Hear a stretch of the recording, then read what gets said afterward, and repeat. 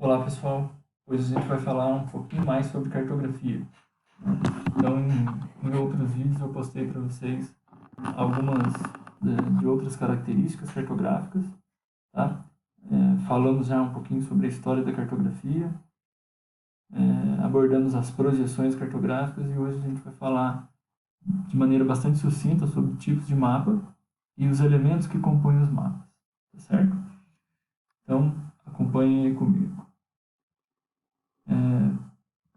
Com relação aos tipos de mapas, eles podem ser subdivididos, tanto com relação ao tema, né? Podem ser gerais, especiais ou temáticos, mais específicos. E a gente também pode subdividir os mapas com relação à sua escala. Primeiramente, com relação ao tema, nós temos aqui mapas gerais, que são aqueles que trazem informações bastante generalistas, né? Amplas. Elas não são específicas, como é o exemplo aqui da divisão política do território brasileiro. Esse é um mapa que, apesar de ter todos os elementos constantes, ele apresenta as divisões territoriais, né, as unidades da Federação do Brasil. E não traz nenhuma outra informação sobre o território brasileiro, senão essa. Isso é uma informação bastante generalista, né? Não temos informações mais específicas. Por isso a ideia de mapas gerais. Uma outra característica de mapas gerais é que eles podem servir para a gente fazer outros mapeamentos. Eles podem servir como base, né, de outros mapeamentos com outras temáticas. Tá? Daqui a pouco eu mostro um exemplo para vocês. Temos aqui um exemplo de mapa especial, né, uma carta náutica. E, obviamente, né, a carta náutica ela tem uma finalidade específica. Ela vai auxiliar os marinheiros, né, navegantes, na sua localização e movimento entre mares e oceanos. Né? Ela tem uma característica específica, mostrar as feições que estão muitas vezes submersas. Né? Então, nós verificamos ali alguns pontos, alguns polígonos, tá? Traçados, eles indicam, né, áreas mais rasas, áreas mais fundas, bancos de areia, e isso, para quem atua no transporte marítimo, né, isso é muito importante. Ele tem que saber a rota de passagem, mesmo que não esteja vendo tal elemento no relevo, né, no relevo subaquático. Mas a carta, ela indica onde esses elementos naturais eles se encontram, certo? E temos também, né, os mapas temáticos, como eu disse. O anterior, né, a divisão política do Brasil, ela continua nesse mapa aqui, tá? Então, as unidades da federação, ela está ali dividido, né, pelo traçado preto, pela a linha preta mais fina, mas também sobre esse mapa geral do Brasil colocou-se um novo tema, que são as eras geológicas, né? E cada uma aqui colocada no seu devido lugar, né, conforme a história geológica do território brasileiro, e aqui indicado por meio da legenda, tá? Então, aí a gente tem três tipos de mapas de acordo com os temas que eles apresentam, certo? Mapas gerais, específicos ou temáticos.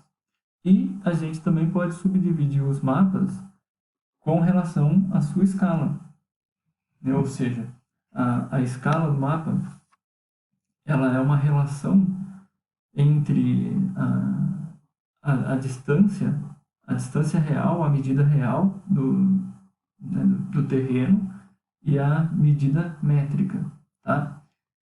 E essa relação ela vai nos permitir representar pequenas áreas, né? Ou representar o globo inteiro, o mundo, né? como um todo no mapa. E isso vai me dar medidas diferentes, tá certo?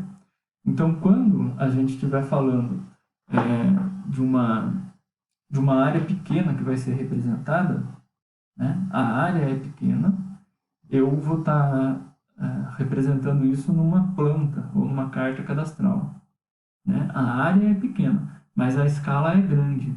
Tá? Eu já explico para vocês por quê. Eu tenho também cartas topográficas ou mapas mesmo. A escala é média, né? Ou eu tenho as cartas geográficas, que a escala é pequena. Tá? Essa relação, né, da escala grande ou escala pequena, às vezes confunde bastante a gente, porque aqui nós estamos vendo, né, grande escala, aí tem aqui, eu vou fazer a leitura da seguinte forma, 1 para 500, até 1 para 20 mil. Então, isso é considerado uma grande escala, tá? E aqui eu vejo pequena escala, mas é 1 para 250 mil, né? Então, eu tenho que pensar nessa característica de ser grande escala ou pequena escala, eu tenho que imaginar qual seria o resultado dessa divisão, né? Aqui é uma divisão, 1 dividido por 500, até 1 dividido para 20 mil, e 1 dividido para 250 mil. O resultado desse cálculo me daria, né, um número bastante pequeno, bem menor do que essa divisão. Então, esse resultado, essa ideia, ela ajuda a gente a classificar em pequena escala ou grande escala, tá? E isso tem a ver com a representação que eu quero. Então, por exemplo, numa planta de uma casa, por exemplo, um terreno, tá? Um terreno aí de 10 metros por 50 metros. Vai construir uma casa nesse terreno, você vai fazer uma planta, porque a área a ser representada, ela é pequena, né? 500 metros quadrados ali é uma área pequena, né? Então, para dividir esses 500 metros quadrados, para representar, né, desculpa, esses 500 metros quadrados, você tem que dividir ele por uma quantidade de números, tá? Para servir na sua folha de representação, no seu mapa, né? É diferente do mundo. Você pegar o mundo inteiro, né, milhões de quilômetros quadrados para representar no mapa. Então, você vai ter que reduzir muitas vezes, tá? Por isso, a pequena escala, certo? Vamos dar uma olhada em cada uma delas mais adiante. Aqui tem um outro tipo de mapa, que são as anamorfoses. Eu peguei um exemplo só aqui, que nas anamorfoses, a gente vai ter privilegiado as informações, né? Neste caso aqui, nós temos a religião. Então, é um mapa da religião no mundo, tá? E lógico, aqui está, de acordo com as crenças religiosas, o que mais é professado em cada lugar do mundo. A forma e a área, ela não me interessa tanto. O que me interessa aqui, né, é somente a informação mesmo, certo? E como eu estou pegando aqui os valores, né, trazidos por essa informação, a gente vai ter esse mapa bastante variado. Aqui ele está sendo o símbolo que foi utilizado, né, foram o quadrado, tá? Aqui com o valor de cada tamanhozinho de quadrado, né, nessa simbologia, certo? E aqui as crenças religiosas professadas. Notem que em alguns lugares, né, teria aqui a proporção quase que 50%, né, de cada tipo de religião neste caso, tá? Aparecem as duas cores ali. Então, anamorfose são mapas que privilegiam as informações, tá bom? Esses são alguns dos tipos de mapas que nós temos, né? Só para ter ideia, né, de mais mapas temáticos, aqui eu vou mostrar alguns da Europa, tá? Então, a gente consegue ver, né, que o mesmo mapa, tá? O mesmo continente, ele ele pode apresentar temas diferentes, né?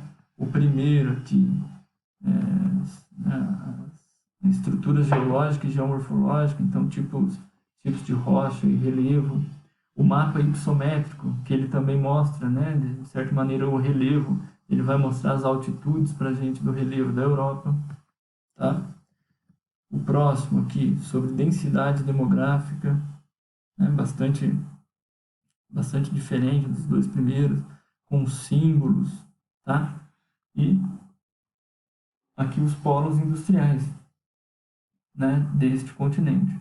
Notem também que para cada um desses mapas que eu mostrei para vocês, a escalazinha que ela está sendo modificada. Porque como está mudando o tema, às vezes eu pego um pouco mais essa região, né, um pouco mais essa área, sendo que em outros, né, aqui em termos de geologia e geomorfologia, me interessa representar uma área maior, né? Então, eu tive que diminuir, né, a escala, diminuir e aumentar a escala, certo? Para poder representar aqui cada um desses temas, né? Mas é o mesmo continente com 4 temas diferentes, só para a gente ter ideia do que são esses mapas temáticos, tá certo? Eu vou pedir para vocês continuarem aí no próximo vídeo, né, para a gente falar um pouquinho sobre os elementos do mapa agora, tá? Então, cliquem e acompanhem, e se tiverem algumas dúvidas, deixem lá nos comentários pra gente. Até mais.